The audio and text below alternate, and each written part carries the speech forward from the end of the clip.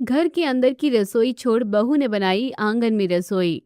सभी रिश्तेदार डांस कर रहे होते हैं। घर में एक अलग सी रौनक और चमक होती है क्योंकि घर का छोटा बेटा आरव लव मैरिज करके अपनी पत्नी आयशा के साथ घर के दरवाजे पर खड़ा होता है। सभी के चेहरों पर मुस्कान होती है, लेकिन जरूरी नहीं है कि हर मुस्कान के पीछे अपनापन छुपा हो। बहू, तेरा इस घर में स्वागत है। आज से तू इस घर की सदस्य है। लेकिन याद रखिएगा देवरानी जी, यहाँ सारी चीजें मम्मी के आदेश और नियमों के अनुसार ही होती है। हाँ बहू, इस घर के तौर तरीके किसी के लिए भी नहीं बदलते हैं। तुम्हें भी इन तौर तरीकों को मानना पड़ेगा। इतना कहकर शकुंतला आयशा की आरती करती हैं और आयशा दाहिने पैर से कलश गिराकर घर में प्रवेश करके सभी के पैर छूती हैं। बहू, पैर छूने से कोई अच्छी बहू साबित नहीं हो सकती है, इसलिए इन सब पर ध्यान देने की जगह जाकर सो जाओ। हाँ आयशा, चलो हम सो जाते हैं, क्योंकि वैसे भी जब कल तुम अपनी पहली रसोई में सभी को खाना बनाकर खिलाओगी तो तुम अच्छी बहू साबित हो ही जाओगी, क्योंकि तुम्हारा खाना तो पूरे कॉलेज को पसंद था। ठीक है, फिर देखते हैं कल आरव की बात सच होती है और आयशा बड़ी बहू को टक्कर दे पाती है या नहीं। मनीष की बात सुनकर सभी मुस्कुराने लगते हैं और फिर कुछ देर में आयशा अपने कमरे में जाकर सो जाती है। लेकिन उसे नहीं पता होता कि उसे इस घर में बहू नहीं बल्कि एक अजनबी का दर्जा मिलने वाला है। फिर अगली सुबह जब सूरज भी ढंग से नहीं उगा होता है तब आयशा नहा धोकर रसोई में जाती है। आज अपने हाथों का टेस्टी खाना बनाकर सभी को खुश कर दूंगी। वैसे भी आरव को तो मेरे हाथों का खाना पहले से ही बहुत पसंद है। ये सोचकर आयशा जैसे ही गैस ऑन करने वाली होती है कि तभी वहां रिया और शकुंतला आती हैं। अरे अरे, ये तुम क्या कर रही हो? वो भी हम सबसे बिना पूछे? इतनी सुबह किचन में क्यों आई हो? मैं तो बस सभी के लिए चाय बनाने आई हूँ, और फिर मेरी पहली रसोई भी तो है, बस इसलिए। तुम इस घर की नई सदस्य हो। तुम्हें नहीं पता कि सभी को खाने में क्या पसंद है और क्या नहीं, इसलिए अभी तुम सिर्फ देखो, पहली रसोई फिर कभी होगी। हाँ, अब चलो हटो तुम पीछे, क्योंकि इस घर की बड़ी बहू मैं हूँ और खाना भी सबको मेरे हाथों का ही पसंद है। रिया की बात सुनकर आयशा पीछे हट जाती है और पहली बार उसे एहसास होता है कि इस घर में लोग उसे बहू नहीं बल्कि अजनबी मानते हैं। और इसी तरह से दिन बीतते हैं। कभी उसे आटा गुथवाया जाता है तो कभी सब्जी कटवाई जाती है, लेकिन उसे खाना बनाने का मौका कभी नहीं मिलता। इसी तरह फिर एक दिन। देवरानी जी, जल्दी सब्जियां काटो, मुझे सब्जी छौंकने में देर हो जाएगी। जेठानी जी, इतने दिन हो गए हैं, मैं आपको तब से देख रही हूँ, क्या आज सब्जी मैं बना दूँ? नहीं, तुम नहीं, तुम्हें कुछ नहीं पता, ना लोगों का स्वाद और ना ही पसंद, इसलिए चुपचाप सब्जी काट कर दो। न जाने मुझे सभी के लिए अपने हाथों से खाना बनाने का मौका कब मिलेगा। अब तक तो मेरी पहली रसोई की रस्म भी नहीं हुई है। ये सोचते सोचते आशा सब्जियां काटती है और फिर अगले दिन। क्या हुआ, इतनी देर से मेरे सिर पर क्यों खड़ी हो? मम्मी जी, इतने दिन हो गए हैं, क्या आज सभी के लिए खाना मैं बना सकती हूँ?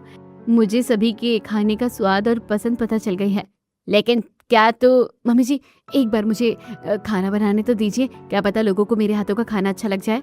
चल ठीक है, जा आज तू खाना बना ले, लेकिन ध्यान रहे कुछ गड़बड़ मत करना। Thank you so much mummy ji, मैं अभी सबके लिए गर्मा गर्म खाना बनाती हूँ। ये सोचकर आयशा खुश होकर तुरंत किचन में खाना बनाने चली जाती है। वहीं ये सारी बातें दरवाजे के पीछे छुपकर रिया सुन रही होती है। मेरे होते हुए गंवार मेरी रसोई में खाना बनाएगी? मैं ऐसा नहीं होने दूंगी। इस परिवार की बहू मैं हूँ और सिर्फ मैं ही रहूंगी। आज तो मैं इसका हमेशा के लिए खाना बनाने का हक छीन लूंगी। ये सोचकर रिया चुपचाप किचन में जाती है और आयशा की मदद करवाने लगती है। फिर थोड़ी देर बाद सारा खाना बन गया और खुशबू भी बहुत ज्यादा अच्छी आ रही है। हाँ, बस खाने का स्वाद भी अच्छा हो। वैसे आपने छत पर से कपड़े उतार लिए क्या? क्योंकि बाहर बारिश का मौसम हो रहा है। अरे, मैं तो कपड़े उतारना ही भूल गई। मैं अभी कपड़े उतार कर लाती हूँ, तब तक आप सब्जी चलाती रही हैं। इतना कहकर आयशा वहां से चली जाती है और रिया तुरंत सब्जियों में मसाले और दाल में नमक डाल देती है। अब देखती हूँ कैसे बनती है सबकी चहेती। थोड़ी देर बाद आयशा छत से कपड़े उतार कर आती है और सभी को बड़े प्यार से डाइनिंग टेबल पर खाना सर्व करती है और पहला निवाला खाते ही सभी का मुंह बन जाता है। अरे ये खाना है या राशन की बर्बादी? किसने बनाया है ये खाना? दाल में इतना ज्यादा नमक है कि पूछो ही मत, और सब्जी के मसाले भी भुरभुरे हैं, जैसे अच्छी तरह से पके ही ना हो। छोटी बहू, इसलिए तो तुझे मना कर रही थी। अगर तुझे खाना नहीं बनाना आता था तो अपनी जेठानी को देखकर सीख लेती। जल्दीबाजी करने की क्या जरूरत थी? वो मैं दरअसल। आयशा, तुमने ये क्या बना दिया है? कॉलेज में तो तुम बहुत अच्छा खाना बनाया करती थी, अब क्या हो गया? अरे आप लोग परेशान मत होइए, मैं हूँ ना, मैं अभी सबके लिए खिचड़ी बनाकर लाती हूँ।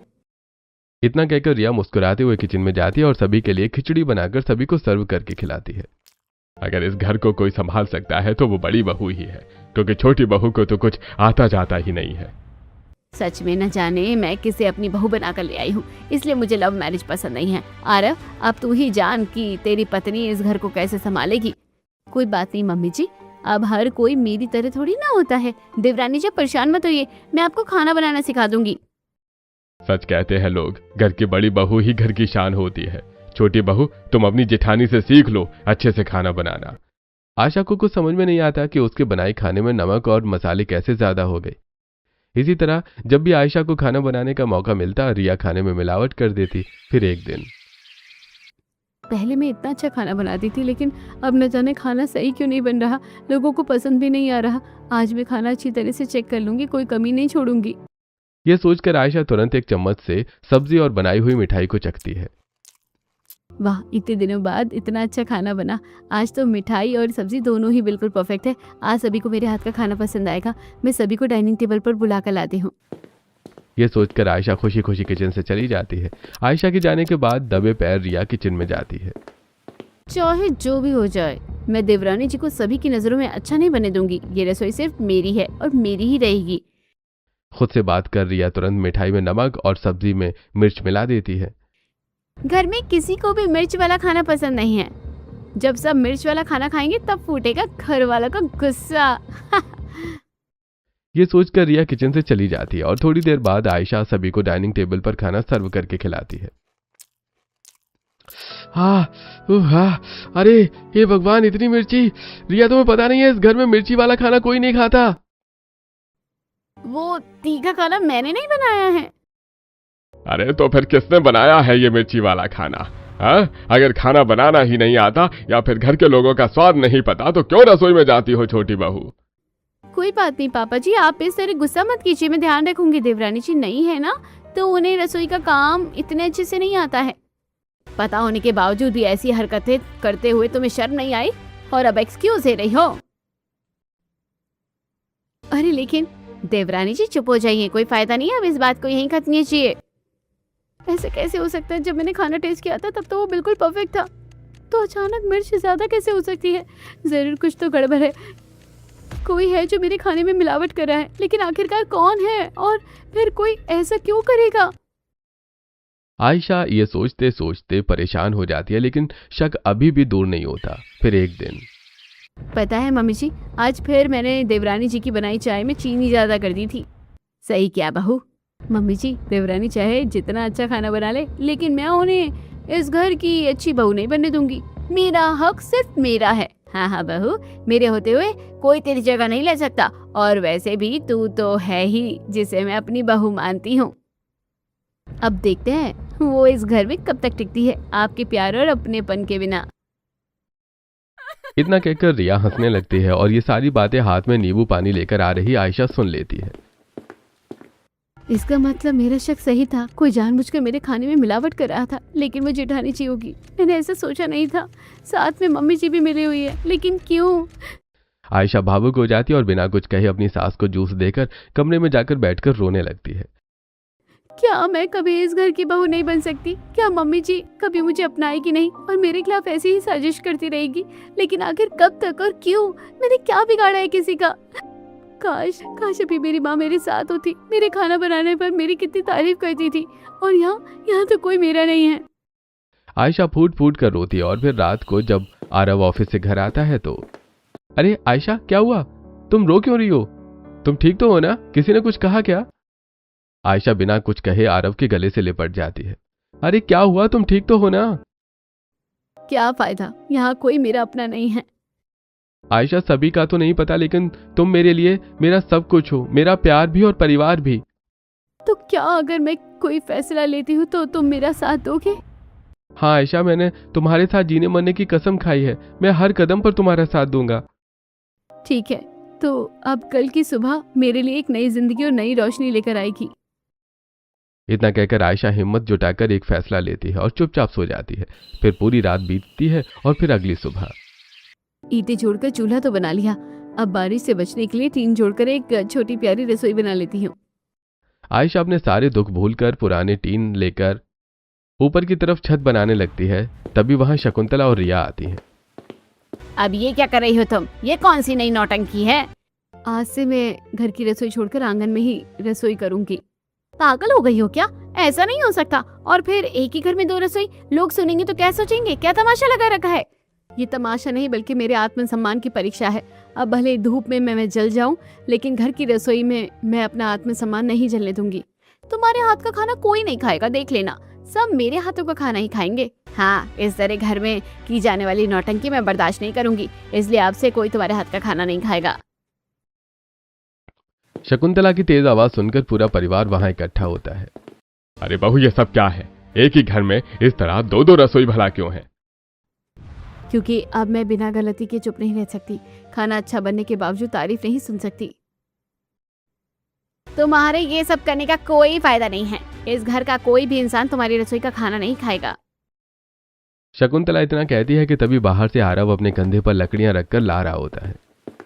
देवर जी, आप इसकी मदद क्यों कर रहे हैं? इतनी धूप में आप क्यों परेशान हो रहे हैं? भाभी, ये मेरी पत्नी है। मैंने 7 जन्म इसका साथ देने का वादा किया है। मैं इतनी आसानी से पीछे नहीं हट सकता। आज से मैं आयशा की रसोई का ही खाना खाऊंगा। लेकिन बेटा। माँ, ये मेरा आखिरी फैसला है, ये बदलने वाला नहीं है। इतना कहकर आरव आयशा की मदद में लग जाता है और पूरा परिवार मुंह बनाकर वहां से चला जाता है और आयशा पहली बार अपनी रसोई का चूल्हा जलाती है। आज इस रसोई का चूल्हा सिर्फ और सिर्फ आपकी वजह से जल पाया है। अगर आप मेरा साथ ना देते तो शायद मैं ये रसोई ना बना पाती। अरे, मैं तुम्हारा पति हूँ, मैं तुम्हारा साथ नहीं दूंगा तो और कौन देगा? इस तरह आयशा अपने घर की रसोई छोड़कर आंगन में रसोई बनाती है और सिलबट्टे पर मसाला पीसकर मसाले का तड़का लगाती है। पूरा घर खाने की खुशबू से भर जाता है। वाह, इतनी टेस्टी खाने की खुशबू। लगता है छोटी बहू को सच में अच्छा खाना बनाना आता है। लेकिन कुछ भी हो जाए, मैं उसके हाथ का खाना कभी नहीं खाऊंगी। वहीं दूसरी तरफ बालकनी में कपड़े सुखा रही रिया। इतनी अच्छी खुशबू इसकी रसोई से कैसे आ रही है? मन तो करता है कि चूल्हे में जाकर पानी फेंक दूं, लेकिन मुझे क्या, चाहे जितना खाना अच्छा बना ले, घर के सभी सदस्य तो मेरे हाथों का खाना खाएंगे। रिया खाने की खुशबू से चिढ़ जाती है, लेकिन फिर भी कुछ नहीं कहती। थोड़ी देर बाद आयशा खाना बनाकर आरव को खिलाती है। अरे वाह, क्या खाना बनाया है! इतने दिनों बाद जाकर तुम्हारे खाने में पहले जैसा स्वाद आया है। अब से आपको रोज पहले जैसा खाना खाने को मिलेगा। अब से खाने में कोई गड़बड़ नहीं होगी। तुम इतने कॉन्फिडेंस से कैसे कह रही हो? कुछ हुआ था क्या? नहीं, मेरा मतलब था कि अब मैं ज्यादा ध्यान रखूंगी। अब आप जल्दी खाना खा लीजिए, आपको ऑफिस तो जाना ही होगा। आयशा की बात सुनकर आरव जल्दी खाना खाता है और ऑफिस चला जाता है। वहीं आयशा भी बाजार जाकर कुछ छोटे छोटे पौधे खरीद कर ला रही होती है। अरे बहू, तू क्या अपने ससुराल को फूलों का बगीचा बनाने वाली है क्या? इतने सारे पौधे क्यों लेकर जा रही है? वो क्या है ना, गर्मी ज्यादा है, पौधे रखने से हवाएं ठंडी रहती है, इस वजह से आंगन में लगाऊंगी।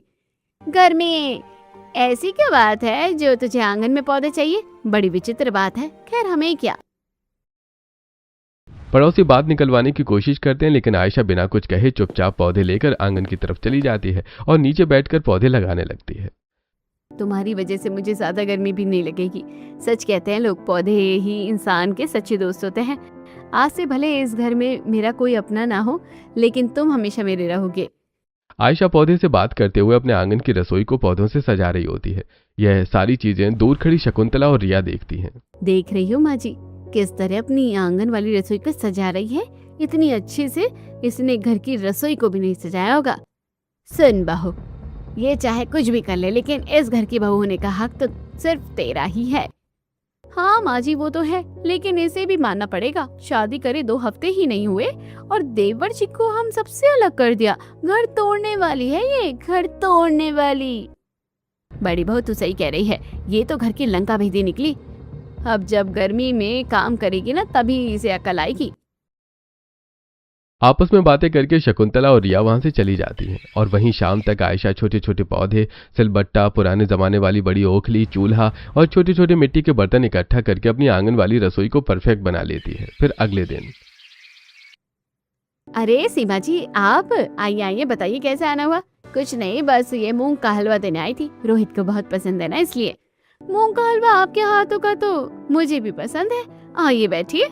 हाँ, वो सब तो ठीक है, लेकिन रसोई खाली है और इतनी अच्छी खुशबू कहाँ से आ रही है? फिर कौन खाना बना रहा है? वो दरअसल शकुंतला कुछ कहती उससे पहले ही वहां आरव आता है। माँ मैं ऑफिस जा रहा हूँ। बेटा, ये इतनी अच्छी खुशबू कहाँ से आ रही है? कौन खाना बना रहा है? अरे ये खुशबू, ये तो मेरी पत्नी आयशा खाना बना रही है। दरअसल उसकी रसोई आंगन में है ना। अच्छा मैं चलता हूँ। एक ही घर में दो बहुओं की अलग अलग रसोई, कमाल की बात है। वैसे आपकी बड़ी बहू से ज्यादा अच्छा खाना तो आपकी छोटी बहू बनाती है। आंगन में गर्मी के बावजूद इतनी टेस्टी खाने की खुशबू आ रही है कि पूछे ही मत।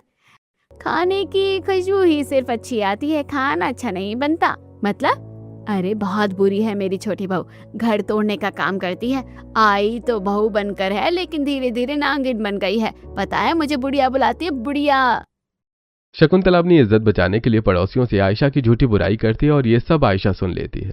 न जाने मम्मी जी को मुझसे क्या दिक्कत है, क्यों कर रही है बेवजह मेरी बुराई। आयशा बिना कुछ कही वहां से चली जाती है। इसी तरह दिन बीतते हैं और आयशा अपनी आंगन की रसोई में ही खाना बनाया करती थी। फिर एक दिन, रिया बहू, कल शाम को घर में कुछ मेहमान आने वाले हैं। मेहमान बहुत खास है, कोई गड़बड़ी नहीं होनी चाहिए, खाना टेस्टी बनना चाहिए। हाँ मम्मी जी, खाना मैं अच्छा ही बनाऊंगी, आप चिंता मत कीजिए। कल मेहमानों की खातिरदारी बहुत अच्छे से होगी। ठीक है, लेकिन जरा सी भी ऊंच नीच मैं बर्दाश्त नहीं करूंगी। इतना कहकर शकुंतला वहां से चली जाती है और फिर शाम को ही अचानक रिया का माइग्रेन बढ़ जाता है और वो काम करने की हालत में नहीं होती। हे भगवान, एक तरफ बहू की तबीयत खराब हो गई और दूसरी तरफ मेहमान आ रहे हैं। अब घर की जिम्मेदारी कौन निभाएगा? मेहमानों को स्वागत कौन करेगा? शकुंतला परेशान होकर टहल रही होती है, तभी उसकी नजर बालकनी से आंगन की तरफ पड़ती है। अरे जी, आज मैंने आपकी पसंद की दाल बाटी चूरमा और शाही कबाब बनाया है। आरव खुश होकर झटपट खाना खाना शुरू कर देता है। वहीं शकुंतला, वैसे खाना तो आयशा भी अच्छा बनाती है और मेहमानों के सामने घर की बहू बनकर मेहमानों का स्वागत भी कर सकती है, लेकिन शकुंतला कुछ सोचती है और आयशा के पास आती है और मेहमानों के लिए खाना बनाने के बारे में पूछती है। हाँ, मुझे क्यों नहीं है? ठीक है, तो कल का खाना तुम घर की रसोई में बना लेना। नहीं मम्मी जी, जहाँ मेरा आत्मसम्मान जल चुका है वो वहाँ का चूल्हा मैं दोबारा नहीं जला सकती। मैं खाना आंगन में ही बनाऊंगी, लेकिन टेस्टी बनाऊंगी। इतना सब कुछ होने के बावजूद बहू ने बिना हिचकिचाए मदद के लिए हाँ कर दिया। ये सोचकर शकुंतला घर के अंदर आती है, जहां पर सिर पर हाथ रखे बैठी रिया उससे पूछती है। मम्मी जी, आप उसे घर की जिम्मेदारी कैसे सौंप सकती है? क्या हम उसकी रसोई का बना खाना खाएंगे? देखिए, आप ऐसा नहीं कर सकती। बड़ी बहू, वो भी इस घर की बहू है, और फिर तुम्हारी तबीयत खराब है तो खाना कौन बनाएगा? इतना कहकर शकुंतला वहां से चली जाती है और फिर अगले दिन सुबह से ही आयशा मेहमानों के स्वागत की तैयारी में लग जाती है और फिर मेहमानों के आने पर आरती कर मेहमानों को घर के अंदर लेकर आती है। अरे वाह, आपकी बहू तो इस कलयुग में भी अपनी पुरानी संस्कृति नहीं भूली। मेहमानों का स्वागत पहले की तरह आरती करके किया है। हाँ, और घर भी कितना साफ सुथरा है। सच में आप बहुत लकी हैं। मनीष सभी मेहमानों को हॉल में सोफे पर बिठाता है और मेहमानों की नजर आयशा के साथ चाय नाश्ता ला रही माया पर पड़ती है। क्या हुआ, आप ऐसे ध्यान से माया और आयशा को क्यों देख रहे हैं? अरे देख रही हैं कि माया बेटी और आयशा बेटी साथ में काम करते हुए माया बेटी आयशा बेटी की छोटी बहन लग रही हैं। अगर आयशा बेटी के लक्षणों वाले ही संस्कार माया बेटी में भी हैं, तो ये हमारे घर की बहू बनकर हमारे घर को स्वर्ग बना देगी। बड़ी सही बात कही पापा आपने। तो बताइए मनीष जी और शकुंतला जी, आप अपनी बेटी को हमें सौंपिएगा। बस एक शर्त है, हमें आपकी बेटी से आपकी आयशा बहू जैसे ही संस्कार की उम्मीद है। हाँ हाँ, मेरी माया बेटी में हमारी छोटी बहू के ही लक्षण हैं। जी, अगर आप हमारी बेटी को अपने घर की बहू बनाना चाहते हैं तो हम भी अपनी बेटी का कन्यादान आपके घर में करना चाहते हैं। इस तरह दोनों परिवारों की रजामंदी में माया का रिश्ता तय होता है और फिर पूरा परिवार मुंह मीठा करके डाइनिंग टेबल पर आता है, जहां आयशा सभी को खाना सर्व करके खाना खिलाती है। वाह, ये खाना तो बहुत यम्मी है, रेस्टोरेंट की तरह है। मम्मी, हम लोग किसी के घर आए हैं या रेस्टोरेंट? लगता है चिंटू को घर के खाना खिलाने के लिए मुझे आपसे कुकिंग सीखनी पड़ेगी। जी बिल्कुल, बहू बिना हमारे व्यवहार का एहसास दिलाए सबके साथ कितनी अच्छे तरह से व्यवहार कर रही है। सभी मेहमान आयशा के खाने की बहुत तारीफ करते हैं। वहीं शकुंतला को धीरे धीरे अपनी गलती का एहसास होता है और फिर सभी के चले जाने के बाद, मम्मी जी, अब मैं जा रही हूँ। बहू रुक जाओ। क्या हुआ मम्मी जी? अगर थोड़ा खाना बचा है तो हमें भी खिला दो। क्या सच्ची आप लोग खाना खाएंगे मेरी आंगन वाली रसोई का? हाँ, क्यों नहीं, आखिरकार तुम भी तो इस घर की छोटी ही सही लेकिन बहू ही हो। शकुंतला की बात सुनकर आयशा बहुत खुश हो जाती है और पूरा परिवार एक साथ बैठकर डाइनिंग टेबल पर खाना खाता है। और तबीयत खराब होने के बावजूद रिया को भी खाने पर बुलाया जाता है और आयशा खाना परोस रही होती है। आयशा, सच बताऊं तो मुझे तुम पर बहुत गर्व है। हाँ बहू, आज तो तुमने कमाल कर दिया। मेहमानों की मेहमान नवाजी ऐसे की कि वो जिंदगी भर भूल नहीं पाएंगे। बहू, लगता है मैंने तुझे समझने में गलती कर दी। शायद तू वैसी नहीं जैसी मैं तुझे समझ रही थी। हाँ भाभी, अगर मुझे पहले पता होता कि आप इतना अच्छा खाना बनाती है तो फिर मैं हमेशा आपके हाथों का ही खाना खाती। सभी आयशा की तारीफ में लग जाते हैं और ये सब देखकर अंदर ही अंदर रिया गुस्से से तमतमा उठती है। ये कल की आई लड़की मेरी जगह नहीं ले सकती। ये मेरा हक छीन रही है। मैं ऐसा नहीं होने दूंगी। ये मेरा ससुराल है, मेरा ही रहेगा। मैं इसे सबकी पसंदीदा बहू नहीं बनने दूंगी। वो कहते हैं ना कि जलन इंसान को बावला बना देती है। इंसान वो भी कर देता है जिसकी उसने कभी उम्मीद भी न की हो। ठीक उसी जलन की वजह से रिया भी अगले दिन कुल्हाड़ी लेकर आंगन में पहुंचती है। आज मैं इस रसोई को पूरी तरह से बर्बाद कर दूंगी। सारे पौधे तोड़ दूंगी, टीन में कुल्हाड़ी से छेद कर दूंगी, लेकिन इस रसोई को अब मैं खत्म करके रहूंगी। इतना कहकर रिया सारे पौधे इधर उधर उखाड़ कर फेंकने लगती है और कुल्हाड़ी लेकर जैसे ही चूल्हे पर वार करने जाती है कि तभी वहां आरव आता है। भाभी! आरव की आवाज सुनते ही रिया के हाथों से कुल्हाड़ी गिर जाती है और पूरा परिवार आंगन में आता है। भाभी, आप ये क्या कर रही थी? पूरी रसोई आपने ही बिगाड़ी है ना? अरे बड़ी बहू, क्या कर रही हो तुम? छोटी बहू की बनाई इतनी मेहनत की रसोई को तुम इस तरह बिगाड़ क्यों रही हो? क्या दुश्मनी है तुम्हें इस रसोई से? नहीं नहीं, ये लड़की ना मेरी बहन की तरह है और ना ही कभी बन पाएगी। जेठानी जी, आप ही क्या कह रही हैं?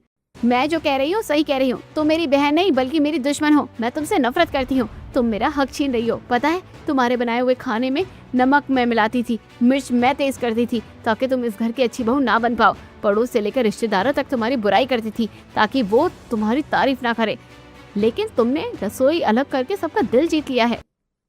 बहू चुप हो जा। क्या कह रही है तू? मम्मी जी, आप भी चुप हो जाइए। अब मुझे इस रसोई को बर्बाद करने से कोई नहीं रोक सकता। मैं किसी को अपने ससुराल की पसंदीदा बहू नहीं बनने दे सकती। मैं सब कुछ खत्म कर दूंगी। बड़ी बहू, ये सब क्या कर रही हो? मुझे लगा था कि बड़ी बहू सिर्फ छोटी बहू को परखना चाहती है, लेकिन वो तो उससे जलती है और उसकी इस हालत की जिम्मेदार कहीं ना कहीं मैं भी हूँ। रिया की बातें सुनकर पूरा परिवार एक पल के लिए चुप हो जाता है और तभी रिया को एहसास होता है कि उसने गुस्से में कुछ ज्यादा ही कह दिया है। मेरा मतलब है कि बस रिया, अब एक्सक्यूज देने का कोई मतलब नहीं है। इंसान गुस्से में ही सच कहता है। भाभी, मुझे आपसे ये उम्मीद नहीं थी। हम लोग आपसे प्यार में जेलस होते थे, लेकिन इस हद तक मैं सोच नहीं सकती थी। बहू, मुझे तुझसे ये उम्मीद नहीं थी। मैं गलत थी जो तेरा साथ दे रही थी। असलियत में तो तू इस घर का भला नहीं बल्कि अटेंशन चाहती है। बहू तो इस घर की बहू कहलाने के लायक नहीं है। आज से हम छोटी बहू के हाथों का ही खाना खाएंगे और उसे ही अपनी बहू मानेंगे, तुझे नहीं। सभी रिया से गुस्सा हो जाते हैं और वहां से चले जाते हैं। आज पहली बार रिया अकेली पड़ जाती है, वहीं आयशा के कमरे में। मम्मी जी, आप यहाँ? अगर कुछ काम था तो मुझे बुला लिया होता। बहू, मुझे माफ कर दे। मुझसे बहुत बड़ी गलती हो गई। मैंने तेरे साथ बहुत गलत किया है। माँ जी, आपको जाने क्या हो गया है? आप किस गलती की माफी मांग रही है? आज बड़ी बहू की जो हालत है उसके पीछे की जिम्मेदार कहीं ना कहीं मैं हूँ। अगर मैंने उसका साथ ना दिया होता तो शायद वो इस हद तक ना जाती और तुम लोगों को उसका ये रूप ना देखना पड़ता। साथ ही तुझे अपनी रसोई अलग कर आंगन में इतनी मुश्किलों का सामना ना करना पड़ता। मम्मी जी, चोट शरीर से ज्यादा दिल पर लगती है। छुरी और बंदूक यूं ही बदनाम है, असली चोट तो शब्दों से लगती है। बहू, मैं तेरी बात समझ रही हूँ। इन सब में मेरी गलती है बहू, मेरी गलती है। मुझे माफ कर दे। अब तू ही है जो इस घर को संभाल सकती है। इतना कहकर शकुंतला रोते हुए आयशा के गले मिल जाती है। आज पहली बार दोनों की आंखों में अपनापन और सुकून होता है और फिर अगले दिन से सभी आयशा के हाथों का खाना खाना शुरू कर देते हैं। बहू, जल्दी नाश्ता दे दे। और कितनी देर लगेगी? शकुंतला की आवाज सुनकर आयशा आवाज लगाती है। मम्मी जी, बस हो गया, अभी आई। आयशा तुरंत खाना लेकर डाइनिंग टेबल पर सर्व करती है और सभी को खिलाती है। तभी वहां रिया आती है। सही है, देवरानी जी के हाथ का खाना तो खा लिया, कम से कम टिफिन मेरे हाथों का ले जाइए। आयशा, मुझे टिफिन दे दो, ऑफिस जाने में देर हो रही है। रोहित जी, कम से कम आप तो। माँ, मैं ऑफिस जा रहा हूँ। आज लंच बाहर से ही करूंगा, एक मीटिंग है मेरी। पूरे परिवार के साथ होने के बावजूद आज रिया को अकेलापन महसूस होता है और सभी उसे अनदेखा करके चले जाते हैं। इसी तरह दोपहर को सिर दर्द से फटा जा रहा है, न जाने कब चाय लेकर आएगी बहू। मनीष की बात सुनकर रिया तुरंत किचन में जाती है और चाय बनाकर लाती है और लाकर मनीष को देती है। पापा जी, आपका सिर दर्द हो रहा है ना, ये लीजिए चाय पी लीजिए। ये देखिए मैं ठंडा तेल लेकर आई हूँ, आपके बालों में चम्पी कर देती हूँ। आयशा बेटा, चाय लेकर आओ मेरे लिए, मेरा सिर बहुत दर्द कर रहा है। पापा जी, मैं भी तो आपकी बहू हूँ, मैंने भी आपके लिए प्यार से चाय बनाई थी, पी लीजिए ना। बहू, चाय कमरे में ले आना, कोई है जो मुझे झूले पर परेशान कर रहा है। इतना कहकर मनीष वहां से चला जाता है। जिस परिवार को पाने के लिए मैंने इतना सब कुछ किया, आज वही परिवार मेरा अपना ना रहा। शायद आयशा के साथ गलत करने का परिणाम मुझे मिल रहा है। लोग सही कहते हैं, कर्मा हमेशा लौट कर आता है। इसी तरह फिर एक दिन जब माया अपना कॉलेज बैग पैक कर रही होती है। नाना जी, ये देखिए मैंने आपके लिए नूडल्स बनाए हैं। आपके दोस्तों को मेरे हाथों के नूडल्स पसंद है ना, इसलिए। भाभी, मैं कॉलेज जा रही हूँ। इतना कहकर माया रिया के सामने से उसे अनदेखा करके चली जाती है। परिवार वालों के ऐसे बिहेवियर को देखकर रिया अंदर से टूट जाती है और एक कमरे में बैठकर फूट फूट कर रोने लगती है। लगता है मुझसे सच में बहुत बड़ी गलती हो गई है। पूरा परिवार आज मेरे खिलाफ खड़ा है और मैं अकेली पड़ गई हूँ। अब मुझे समझ आ रहा है कि जब मैं देवरानी जी के खिलाफ सबको भड़काती थी तो देवरानी जी कितनी अकेली पड़ गई होगी। धीरे धीरे रिया को अपनी सारी गलतियों का चुन चुन कर एहसास होता है और ये सब देखकर आयशा एक दिन पूरे परिवार को इकट्ठा करती है। क्या हुआ बहू, इस तरह पूरे परिवार को एक साथ क्यों बुलाया? कोई जरूरी बात है क्या? आयशा प्यार से रिया के कंधे पर हाथ रखती है। मम्मी जी, पापा जी, जेठानी जी से गलती हो गई है, उन्हें माफ कर दीजिए। वो दोबारा ऐसा नहीं करेगी। लेकिन भाभी, जिन्होंने आपको अपनों से दूर किया, आपके साथ इतना गलत किया, आज आप उनके साथ कैसे खड़ी हो सकती हैं? क्योंकि मैं अकेली रही हूँ, मुझे अपनों के होते हुए अकेला महसूस होने का दर्द पता है, इसलिए मैं इस दर्द में जेठानी जी को नहीं देख सकती। देवरानी जी, आप कितनी अच्छी है। मैं हमेशा आपका बुरा चाहती रही और उसके बावजूद आप मेरे लिए स्टैंड ले रही हैं। अगर आप चाहती तो घर वालों को मेरे खिलाफ भड़का भी सकती थी। हर एक इंसान एक जैसा नहीं होता और फिर खून के रिश्तों में ज्यादा दिन दूरियां नहीं रह जाती हैं।